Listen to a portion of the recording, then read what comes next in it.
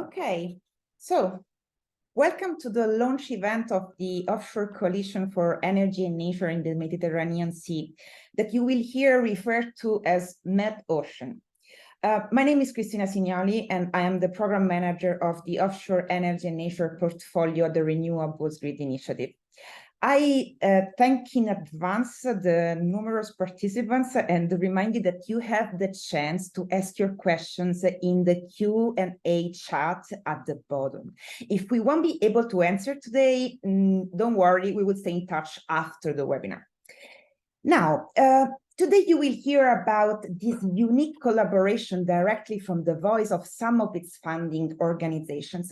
But before we delve into MED-OCEAN, allow me to spend a few words about RGI and most importantly about the Offshore Coalition for Energy and Nature, OCEAN. Now, RGI, that you see at the center of this slide, is a collaboration between TSOs, transmission system operators, and NGOs from across Europe, who back in 2009 decided to work together to promote a fair, transparent, and sustainable grid development to enable the growth of renewables. Now, we believe that renewables and grid, they need to go hand in hand. Back in 2020, in view of the offshore wind targets announced in the EU Offshore Renewable Strategy, and therefore in view of the large offshore wind and grid deployment foreseen, we decided to join forces with the wind industry, transmission system operators, and NGOs, mainly covering the North and the Baltic Seas, to tackle together the climate and then later also what we experience as the energy crisis, together with the biodiversity crisis. As we are aware that the protection and the restoration of our marine ecosystems are vital to our economic, social, and ecological well-being, and we also may say that they are vital to our survival.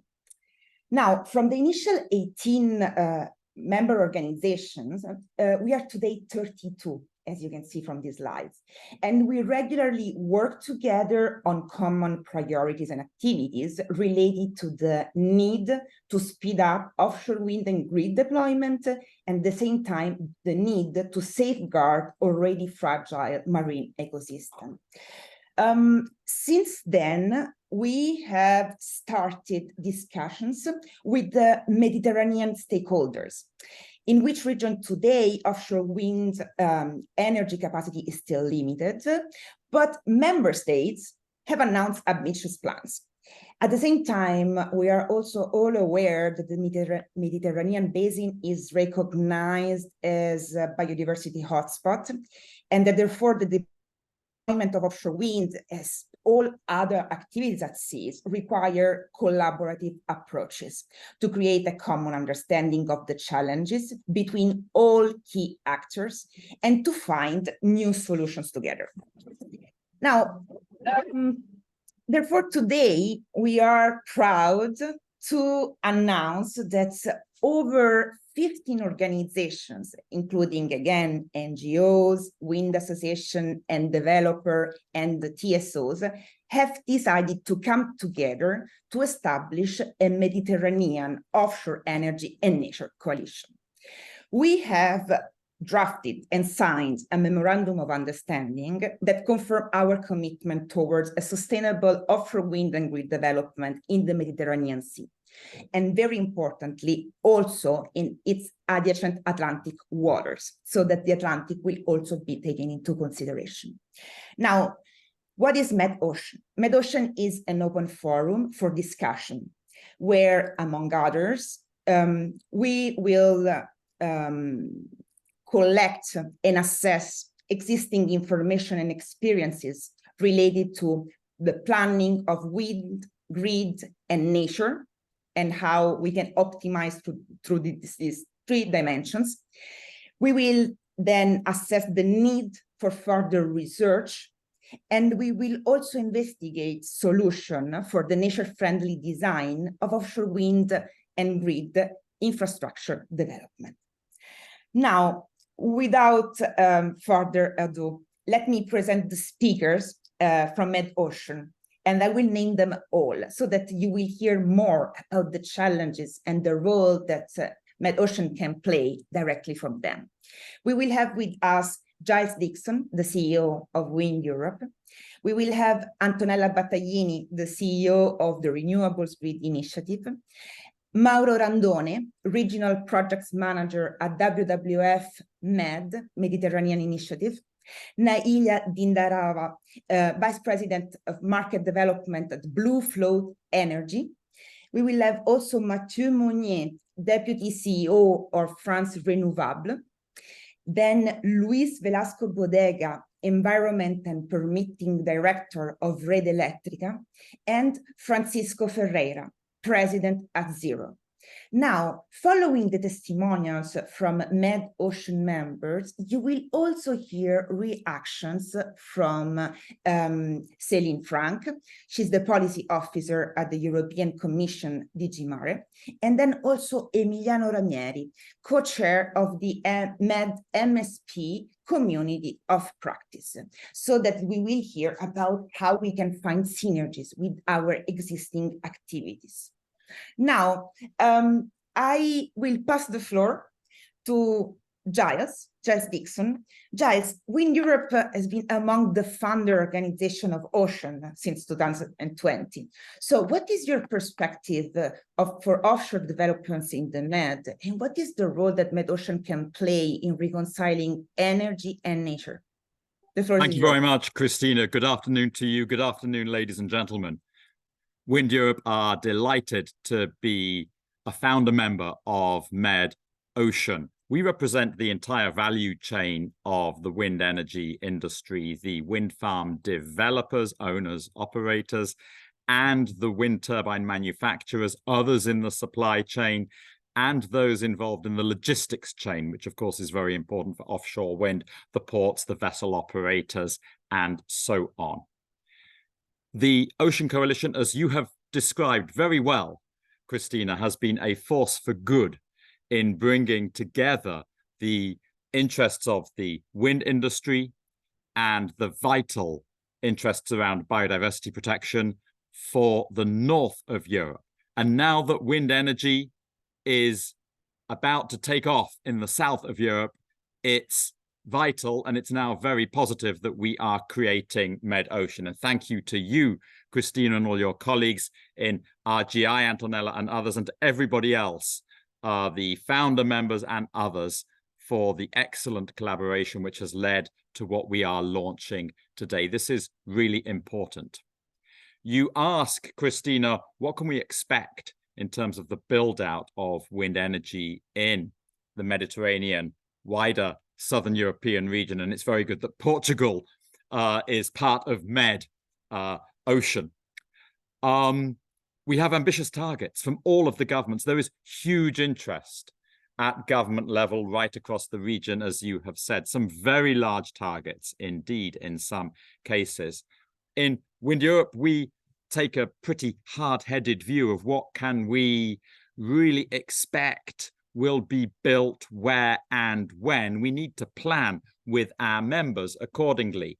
And everybody who's involved in MedOcean on the wider societal environmental interests side of the equation will want to know from us what exactly we expect. So I share with you now our latest, as I say, hard-headed assessment of how much offshore wind we think will be built across the region and by when. Starting on the west, we assess that Portugal will have 1 gigawatt of floating offshore wind by 2030, probably built in 2030. We believe that Spain will have a project in the Canary Islands, and we're taking it as read that just as Portugal is part of MedOcean, so any offshore wind in the Canary Islands will also come under the geographical scope of MedOcean.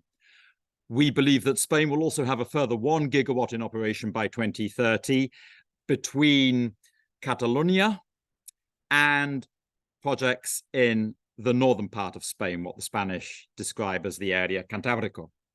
We believe that Italy will have 2 gigawatts in operation by 2030. We think Greece will have 1 gigawatt in operation. These are big numbers that will come pretty quickly. And so it's very timely that we are creating MED-OCEAN today, because it's never too soon to start planning for the happy coexistence of the energy production interest with the biodiversity protection interest. It's never too soon to start engaging the relevant national governments in the region on the right way to align the build out of offshore wind with the protection of biodiversity. And there are 2 things here. It's explaining to governments how it can be done, and it's also reassuring governments that we collectively in MED-OCEAN, we have this under control. We are working collaboratively together to make sure you governments don't need to worry about these issues. We find when a government starts doing offshore wind anywhere in Europe, anywhere in the world, you know, they worry about lots of things. What's the impact going to be on the fishing industry? How do we align this with military interests? How do we align this with environmental interests? And it's so useful for those governments, for us collectively to be able to go to them and say, don't worry, we are working on this together. The wind industry and the environmental and biodiversity organizations and the transmission system operators, we're all in this together, identifying the right way to do this and making sure we then follow those protocols. You don't need to worry about this, governments. And they tick the box. Mentally, it's one less thing for them to worry about. That then gives us responsibilities, of course, operational responsibilities, which we have to live up to. And I think if we follow the example of the Ocean Coalition for North of Europe, there's no reason why we can't deliver on those responsibilities for Southern Europe as well. Can I make one final observation? So yes. WindEurope do an annual event every year, a big exhibition, trade fair, and a big conference. We get 10,000 people there at least. The next one is in Bilbao, which is very good. Very timely for MED-OCEAN. It's taking place on the 20th, 21st, 22nd of March next year. And I'm very pleased to announce that for the first time ever at a WindEurope annual event, we will have a biodiversity partner. We've had technology, innovation, sustainability partners before. We've never had a biodiversity partner. And it's going to be Alia Brunner from BirdLife, Director for Europe and Central Asia. And we are delighted about that. And we would encourage all the members of MED-OCEAN to come to our annual event in Bilbao next March. Thank you. Thank you, Giles. And this announcement, actually, yes, we can also confirm that MED-OCEAN will for sure be there, and we will hear more about our participation later on. Now, thank you very much, Giles. Let me pass the floor to Antonella. So, Antonella, you have been the real founder of the Offshore Coalition. So how do you see this evolution and this extension to the Mediterranean? Thanks a lot, Cristina, and thanks for everybody for making this launch possible, and Giles for accompanying us in this journey. As Giles said, this is a fundamental, but let me use my 3 minutes to actually say something different. We need to think about the future and not about the past. We have done an incredible journey to come to this moment. And Giles has mentioned that governments look at us and tick the box. And this comes with a lot of responsibilities, because we as a coalition need to find a solution, need to prove to those governments and to the other energy actors that actually these solutions work and they can be deployed at scale. So it's a huge amount of work. And of course, if we do it jointly, the solution will be more robust. They can be more acceptable and even more legitimate. That said, I would like to stress the fact that the time when energy and nature were one against the other in contradiction should be over. They are not exclusive alternative. We can do both together, and we have to. There is no alternative than doing both together, because this energy transition is for sure for energy security, but it's also for climate security. And we know that we cannot reach climate mitigation without nature. Actually, it counts at least 30% of climate mitigation come from nature. So working together, it's a must, and it's plenty of opportunities there. The other thing I want to mention is that while we look for solution and we build up a narrative of energy comprising the transmission part, the electrification part, and the nature part, we also need to think that we need to build a parallel narrative about the need for renewables to be profitable. Renewables have been pushed, the cost has gone down, this is great, but there are limits to how much down this can be. And so jointly, we can also position this in the political domain. Finally, we have seen in the north, in the ocean work, we have taken position about non-price criteria. We are starting to discuss about non-price criteria in the pre-qualification phase. We should rush into taking a position also in Med-Ocean, because non-price criteria actually create competitive advantages for European manufacturers, but also create real opportunity for mitigation and restoration objectives. So I'm delighted to work with you, and thanks a lot and good luck. Thank you, Antonella, and you highlighted a very important aspect, the one of innovation and competitiveness that can also be based on biodiversity, so ecological non-price criteria. Now, we go with Mauro, then from WWF. So, Mauro, what are the challenges that you see for offshore developments and reconciliation with nature in the Med, and what role can Med-Ocean play? The floor is yours. Thank you, Cristina, and good afternoon to all. First of all, we're very, very pleased to be here and to be part of this important coalition. We also believe, as the previous speakers, that this is a fundamental step forward towards the sustainable development of offshore wind in the Mediterranean region. Now, the Mediterranean is a complex region. It's a relatively small basin with a growing blue economy, and it's a basin that has been under a lot of pressure from human activities for the past decades. Today, we see the consequences of such uncontrolled developments with over, for example, 74% of assessed fish stocks under overfishing and 30% of seagrasses that have been lost in the region for the past 50 years, just to name a few. So these are the main challenges that the region is already facing. Biodiversity loss, environmental impacts are not the only challenges. There are large number of marine and coastal stakeholders that compete for space in the region. And on top of that, there are conflicts among countries, many of which haven't even established an EEZ yet. So this complexity needs to be addressed. And first, we have a couple of key points that we will address also within the Med Coalition. The first one is ensuring effective marine protection. So there are global and EU protection targets that have been formally adopted, and they are clear. We need to effectively protect 30% of our seas by 2030, and this is to solve the biodiversity crisis.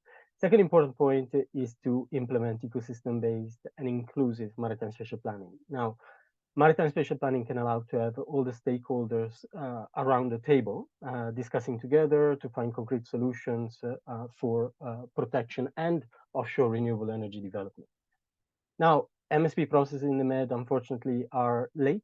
In many cases, they haven't even started yet. So we're definitely lagging behind on this front. So, if we want to achieve decarbonization and target biodiversity protection and also addressing the social crisis, we need to start from the protection and MSP. And these are definitely two of the main topics that we will definitely address within Med-Ocean. Through the coalition, just to give an example, we can better understand the perspective of the different actors and stakeholders. We can definitely identify challenges and address them together. We can propose ways of identifying acceleration areas for offshore wind, for instance, that do not impact biodiversity hotspots, or we can improve our understanding of cumulative impacts that are still relatively unknown, at least in this region. So yeah, decarbonization is critically important for the Med. Solving this crisis alone and ignoring the complexity of the region is definitely not going to work. So let's sit at the table together and finding solutions. Sometimes this can be difficult, but it's also the only way to make real progress. And this is why we are here today. Thank you. We're very much looking forward to working with everyone in the coalition and beyond. And yeah, also special thanks to the RGI team for the excellent coordination work. Thank you. Thank you very much, Mauro. And you highlight a very important aspect that is not just about the infrastructure, the wind and the green infrastructure itself, but we have to look actually at the broader picture, so that the MSP is actually the perfect tool that needs still to be improved, but that can actually play a very important role in balancing all the activities. Now, I will pass the floor actually to a representative of a wind developer in France, Italy, and Spain. So I pass the floor to Nailia. Nailia, what is the experience of a wind developer in facing the challenges of achieving an environmental friendly development, and what role can MedOcean play in this? Thank you very much, Cristina, and thank you for the opportunity to intervene today and for the invitation to join the coalition. I think we're really pleased to be part of the founding members. And even if we're, for the time being, the only developer directly participating in the coalition, we're really glad to see the national industry associations and WindEurope being part of this initiative, and hopefully that will attract other representatives of the wind industry, because we really think it's a unique opportunity to all come together and bring different perspectives. Just a very quick introduction, because we're not very well known probably to everybody. BlueFloat Energy is a global offshore wind developer, headquartered in Spain, in Madrid. And we have been developing projects in the Mediterranean region, in France, in Italy, in Spain since 3 years now. And most recently in Portugal as well. We announced our plans to develop projects in Portugal. So we're really covering the space. And this is precisely why I think we're quite well placed to be able to participate in these discussions, because we think we can bring that sort of pan-Mediterranean perspective. We pride ourselves in being really an expert in floating wind technologies, more specifically, which is really the technology that's now unlocking the potential of offshore wind for Southern Europe. Obviously, building on the experience of bottom fixed in the north, but I think floating offshore wind is still emerging as a sector, and we think that we can really contribute with a very specific technical knowledge and expertise that we have been collecting within BlueFloat Energy by bringing together people who have participated in the initial pilot projects in floating wind in Europe, and that can actually really put this sort of expertise and developers' perspective at the service of this coalition. I would just like to take a second to remind everybody that I think the momentum is there, the urgency is there. We have lived one of the hottest summer in the history of the 150 years, according to the statistics. We've all suffered, those who spend summer holidays in the Mediterranean. I think there's a clear urgency to act, to decarbonize our economies. And I think this initiative is super timely, because I think we really have an opportunity with offshore wind to bring a scaled solution. And I think it's really a time we come together, and we really need to do it in a multilateral way, bringing together the different perspectives. Multilateral approach is part of our DNA. We follow this philosophy of a social license model in our developments across the world, more specifically in Europe.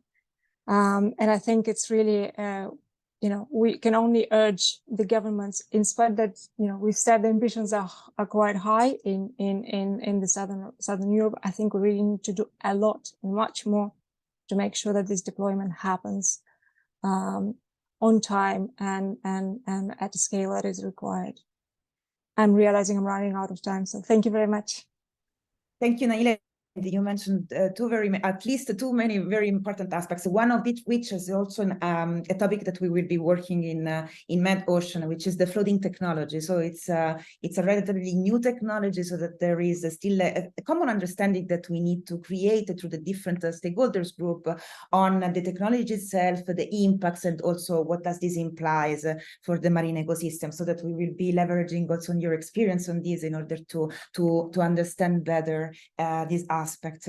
And yes, and the urgency. So that this is one of the very important part, and the fact that voluntary initiative like ours are needed on top of everything that is compulsory and it is by law. So that this is also what the spirit of MED-OCEAN is. So thank you very much, Nailia. Now we will pass the floor to a wind, it's a renewable association, because it's recently changed the name, but from France. So France Renouvelables, and I pass the floor to Matthieu. Matthieu, what about France? And then I will repeat the question. What can MED-OCEAN do in order to support achievement of reconciliation of energy and nature in France?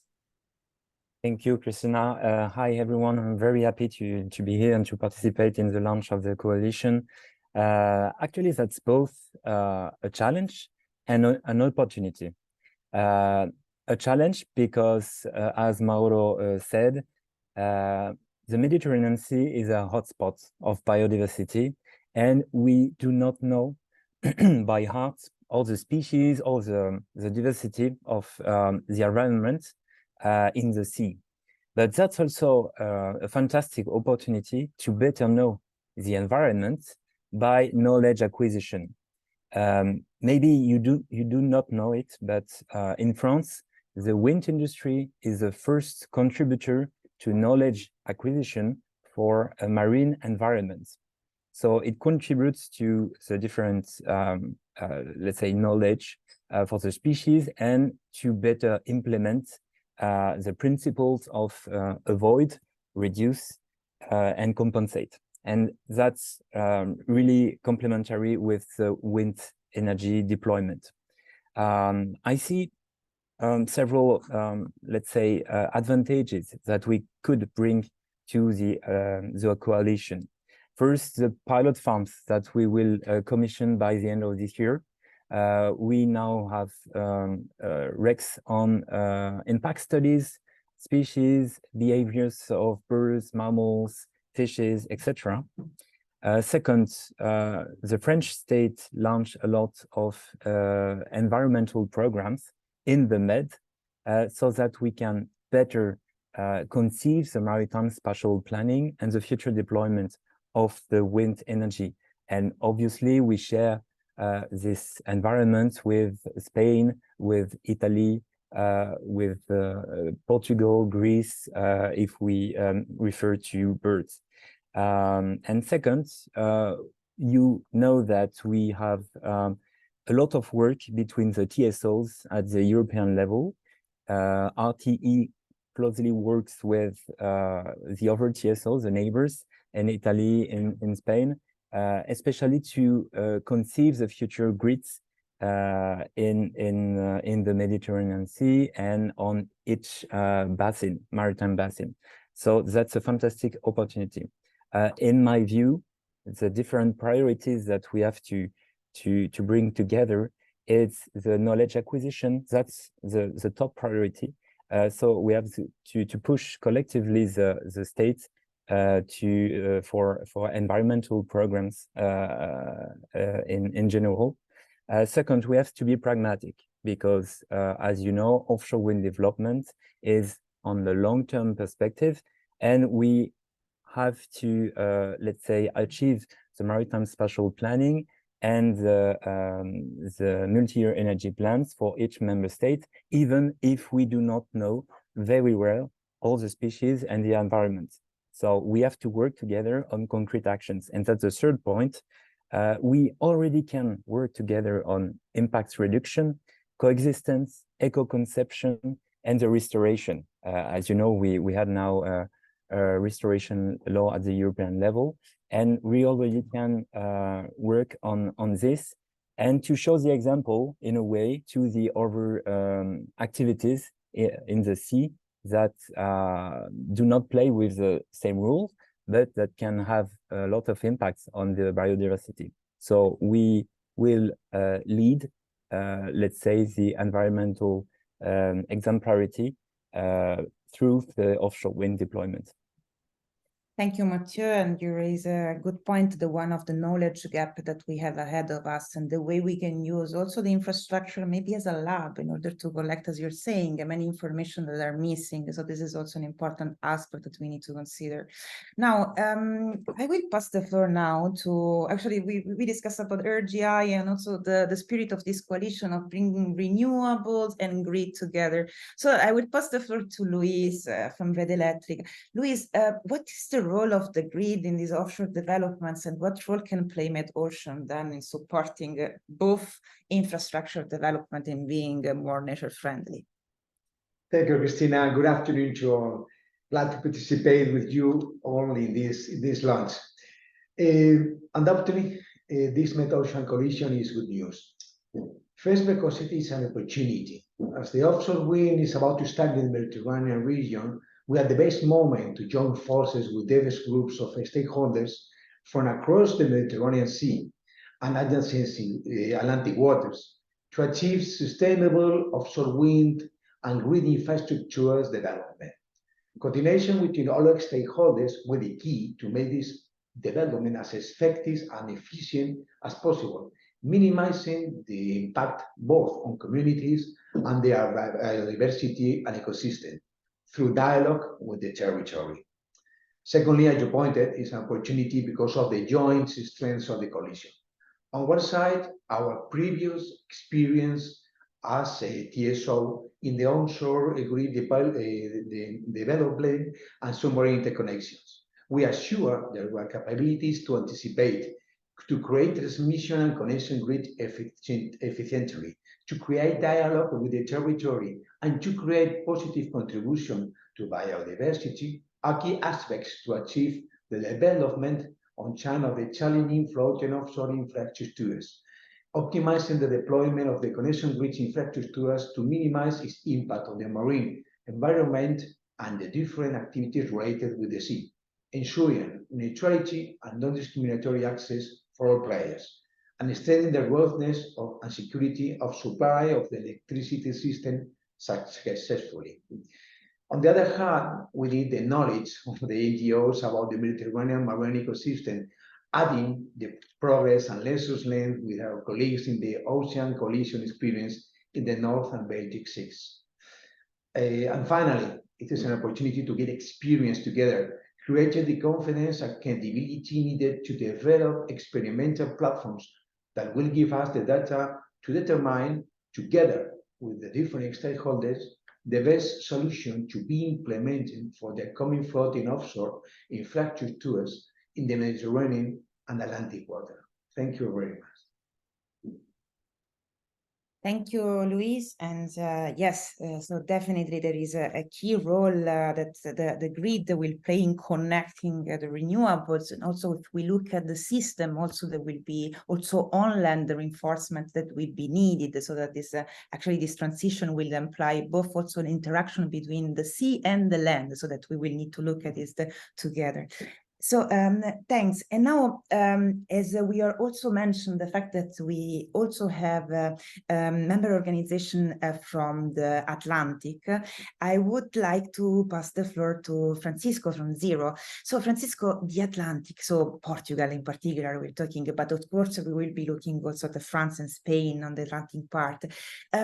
What is the perspective in the Atlantic at the moment? And why did you choose to join Med-Ocean, and what can Med-Ocean do?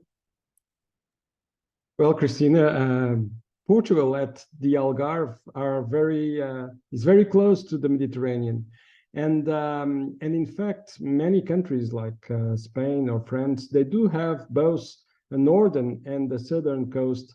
So with interests in the different in both the Mediterranean Sea and the Atlantic Ocean. But Portugal is starting very fast, I would say, looking at offshore wind, and definitely with the involvement of different organizations, and I'm talking about REN as the Portuguese TSO, but also Zero and SPEA, both environmental NGOs.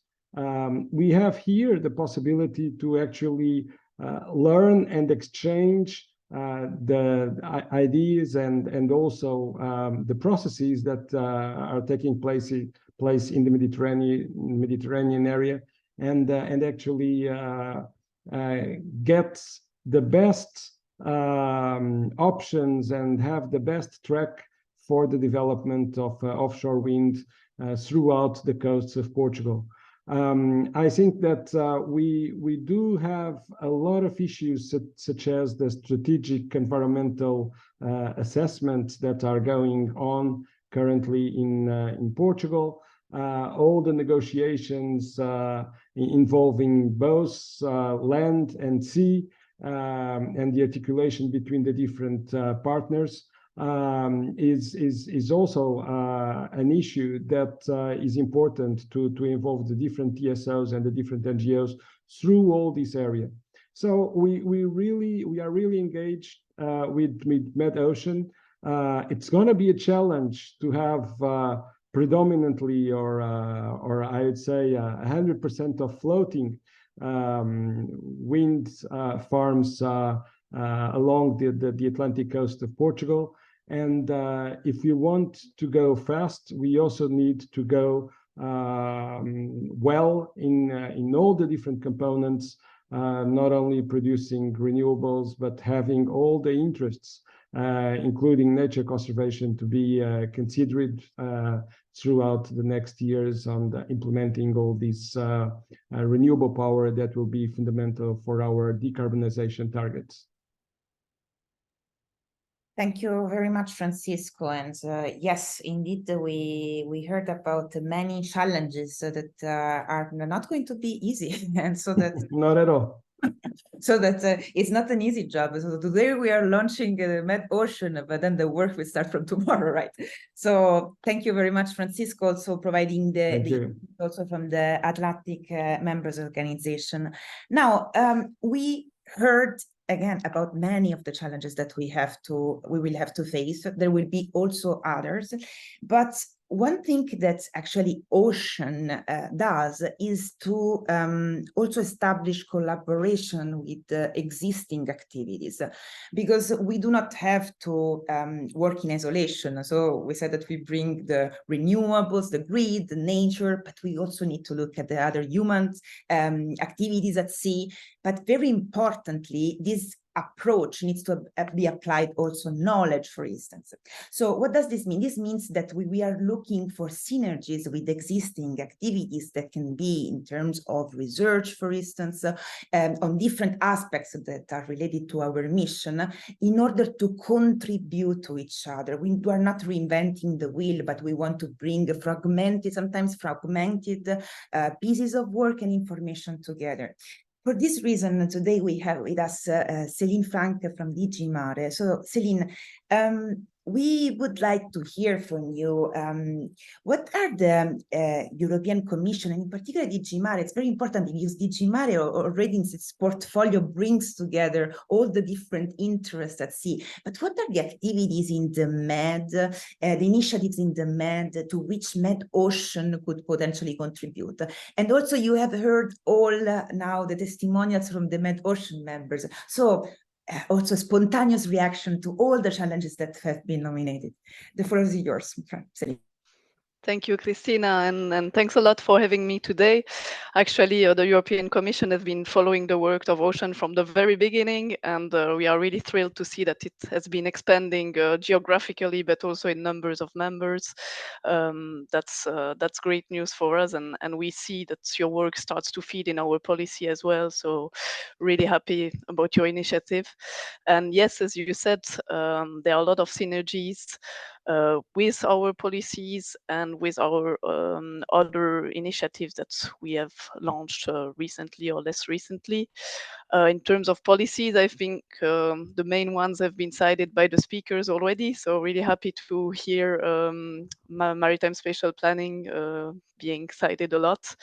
Of course, it's our baby, our directive, and we keep pushing for more implementation in the MED. It is true that there is still work to do, but on the plus side, I can tell you that work has started in all countries on that, and that's a big advantage since we've started implementing the directive, is that really regional cooperation has increased, and we have seen more of these discussions between stakeholders happening at sea.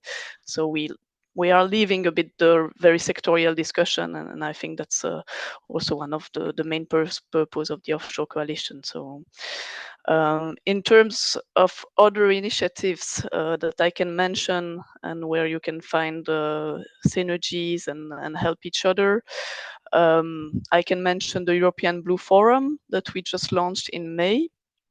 The idea of this forum is to bring really, as I was saying, different stakeholders at the table, have discussion, focus workshops, and also produce policy advice and that would come directly from the different sectors, and sectors that do not especially discuss or are not easily put at the same table. Like you can think of offshore wind and fisheries.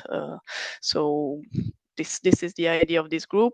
We have started to organize workshops. There was the first one this week, actually.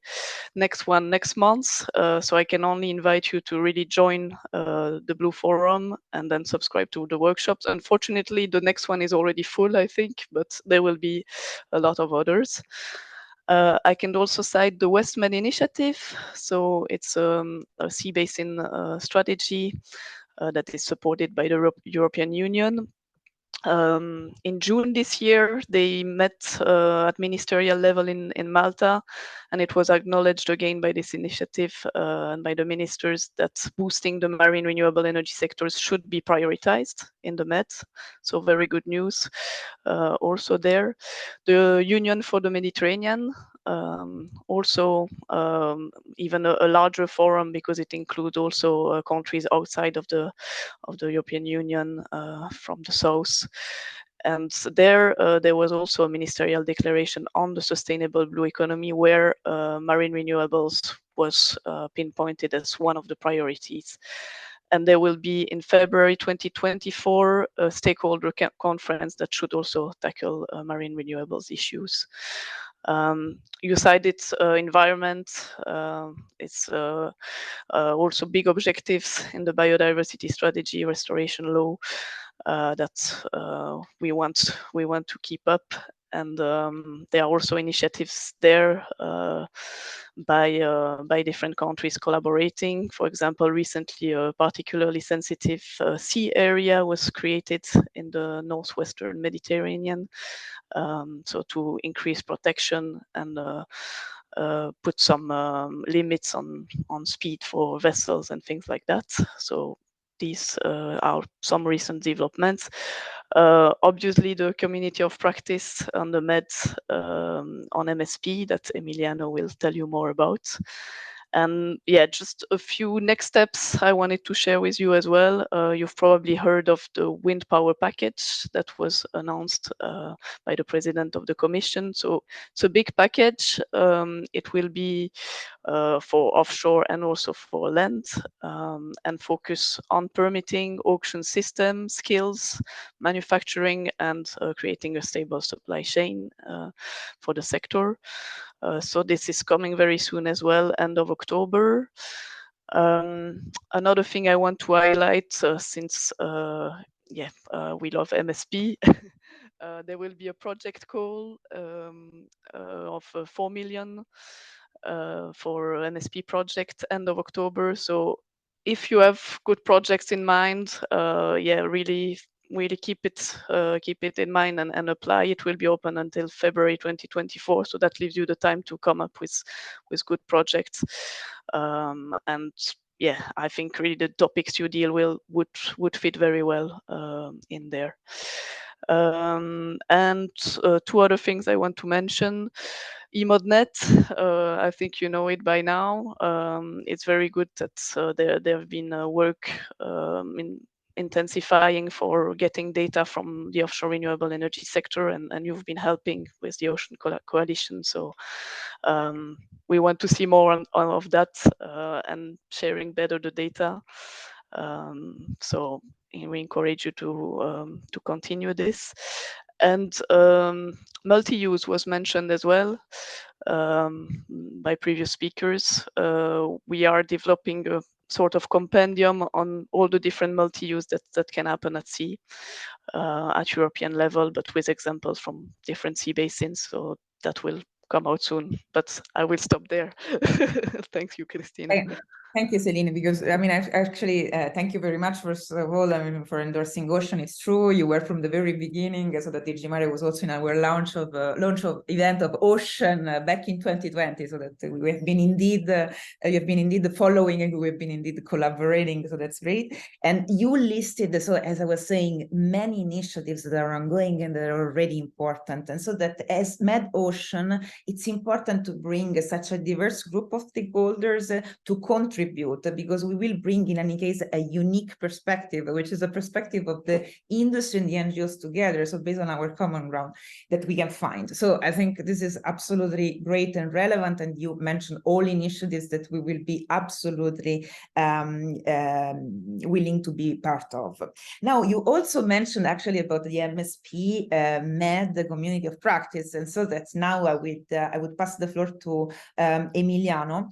So Emiliano, yeah, you have been hearing a lot about how important is the MSP, and now you have established a community of practice, which, by the way, a community of practice was also mentioned in the back in 2020 in the offshore renewable strategy as a key enabler of this transition for offshore wind. So the need to establish this community of practices.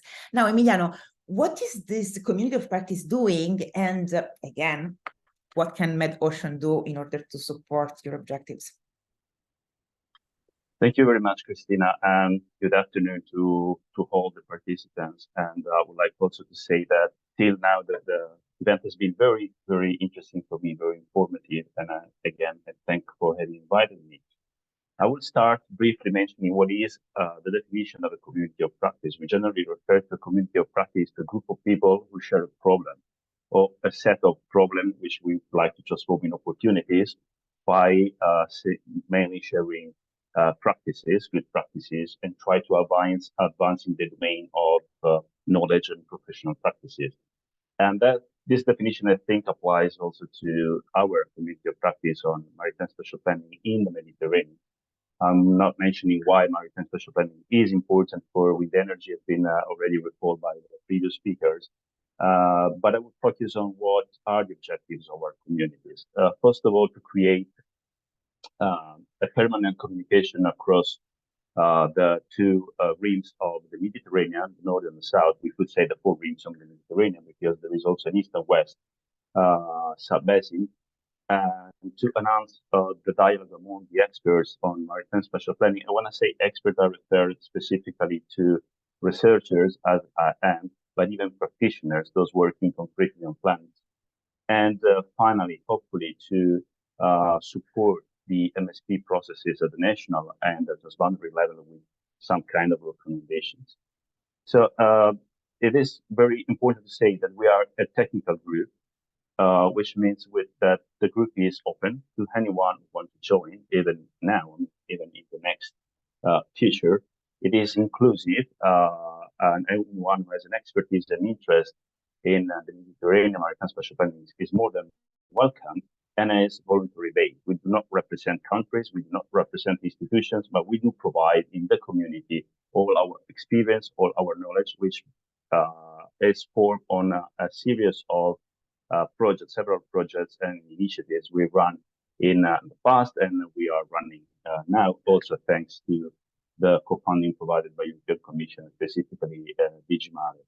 And for sure, this initiative, MED-Ocean initiative, is one of the initiatives we are looking carefully at to capitalize on in terms of knowledge and practice sharing. And that's this year activity. We are focusing on two major topics.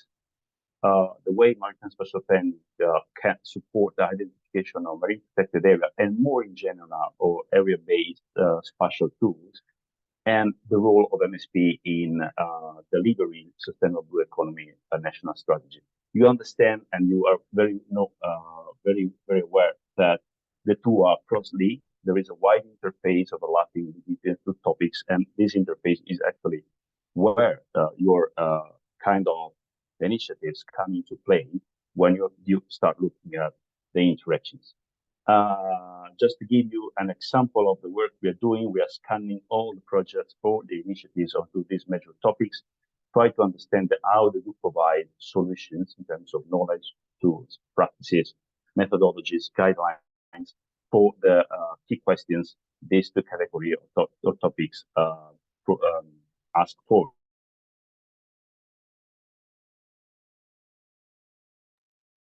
I think that we have a problem with Emiliano. Emiliano, can you still hear us?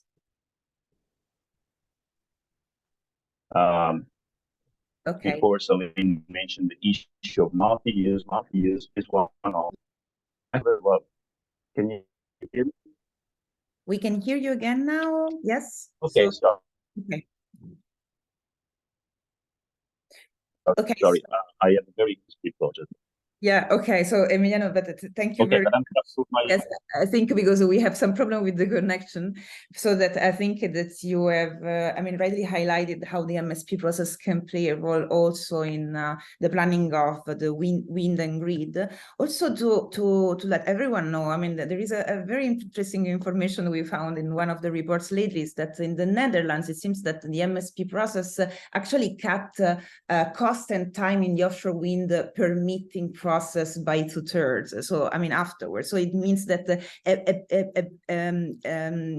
a thorough MSP process actually can reduce the time of development and afterwards. So this is why it's so important that this process is actually this tool is better used by member states in order to speed up. So that's the urgency that we highlighted at the beginning.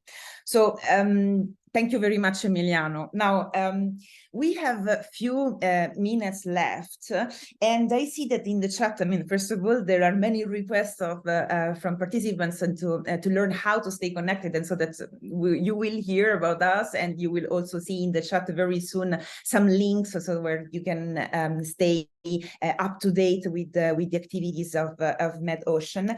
But now maybe I would like to ask very quickly one question before we close, and before some thank you at the very end. Now, Céline mentioned the wind power package, which will be relevant for all European member states, so that these are actually guidelines to further speed up addressing some key challenges of offshore wind. And among those, there is also the supply chain, and from the industry perspective. Now, my question is, how can biodiversity play a significant role in the innovation, in the competitiveness? Because this is what actually is very important now. So is it based just on price, or how biodiversity can actually be the added value and the way forward? Now, I very generally now spontaneously ask to all MED-Ocean members that have given a testimonial. So we're talking about non-price criteria of how important biodiversity can be for innovation and competitiveness. What is your thought about this? Now, let's see if anyone wants to spontaneously react.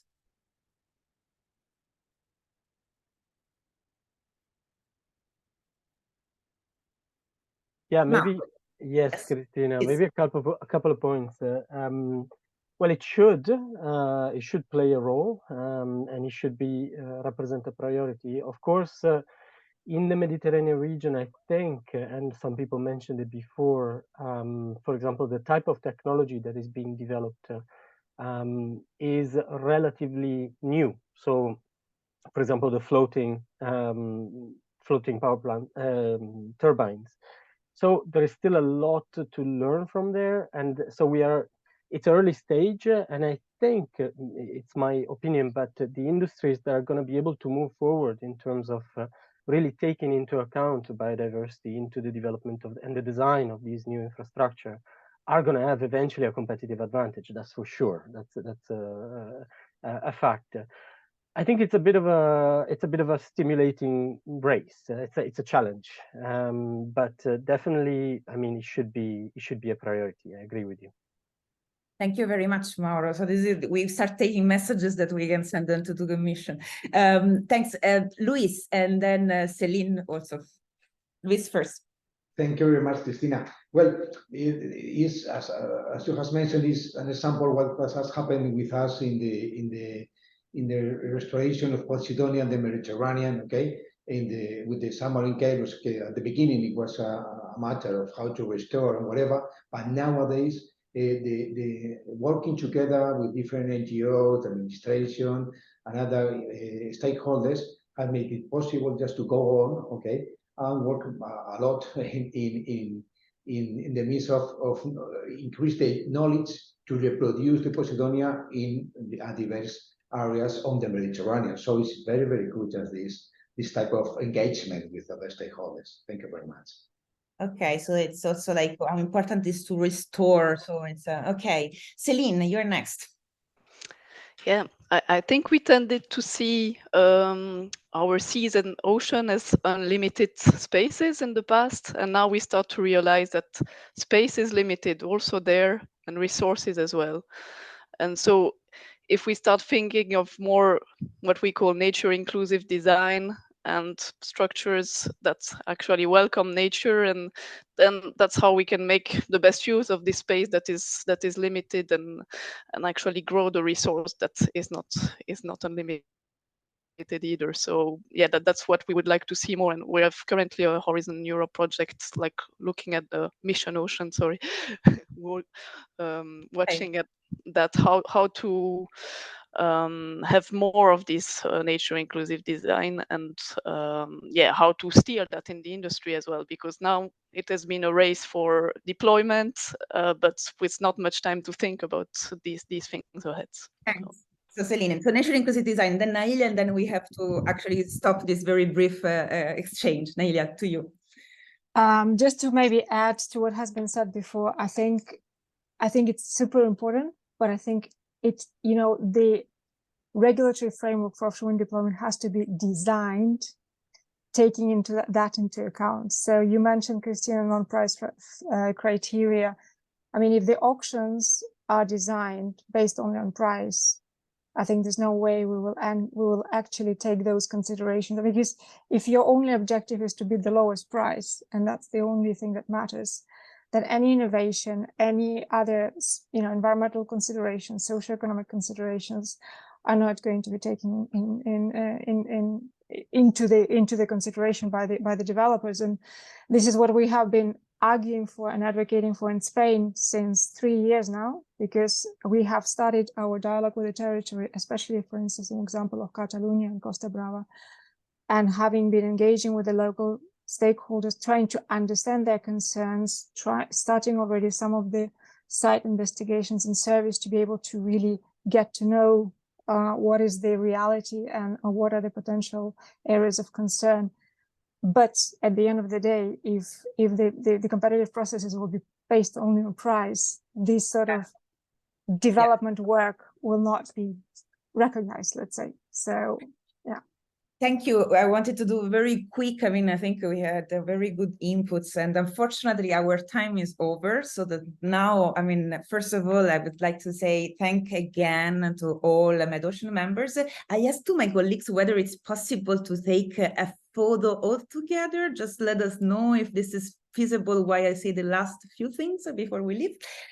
So Med-Ocean's been launched today, but the work will start and the difficult part and will start then tomorrow. So I would like, first of all, to thank very much all Med-Ocean members.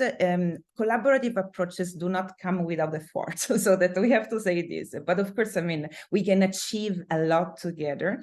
I would like to thank also very much my RGI colleagues, Manon Questois and Denis Bellamy-Aguilar, for their role in establishing Med-Ocean, but also in organizing this event. And now let me see if it's possible to do this photo before we actually leave. And let me say that in the chat you will find from my colleagues also all the links to stay up to date with our next activities. So without further ado, I ask just very briefly, I think we're almost there. So just smile. I ask for my, yes, all the Med-Ocean members are coming so that you know now see also all the faces. So smile a moment. We have many of you, so we have more than one page, one screenshot, so it's very good. Okay, so Manan, I wait for a sign that we have actually done it. Very good. So thank you very much again to all of you. Stay tuned, so you will hear from us very soon about our activities, and have a very nice afternoon. Thanks. Thank you very much. Thank you. Thank you. Bye. Thank you. Bye. Thanks. Thank you very much. Bye. Thank you. Bye.